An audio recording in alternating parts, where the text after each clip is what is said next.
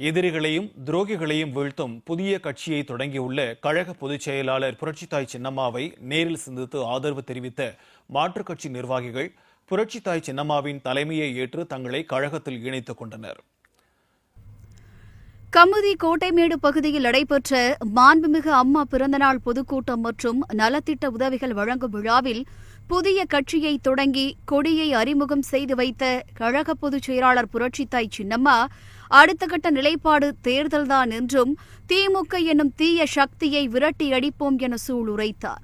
இந்நிலையில் மதுரை அழகர் கோவில் சாலையில் உள்ள தனியார் தங்கும் விடுதியில் கழக பொதுச் செயலாளர் புரட்சித்தாய் சின்னம்மாவை நீலகிரியைச் சேர்ந்த அமமுக தோட்ட தொழிலாளர் பிரிவு மாநில தலைவர் எம்.ஆர். சகாயபாபு தங்களை கழகத்தில் இணைத்துக் கொண்டனர். வரும் சட்டமன்ற தேர்தலில் அம்மா ஆட்சி அமைய புரட்சித்தாய் சின்னம்மா தலைமையில் களம் காண்போம் என உறுதியளித்த அவர்கள் புரட்சித்தாய் சின்னம்மாவுடன் புகைப்படம் எடுத்துக் கொண்டனர்.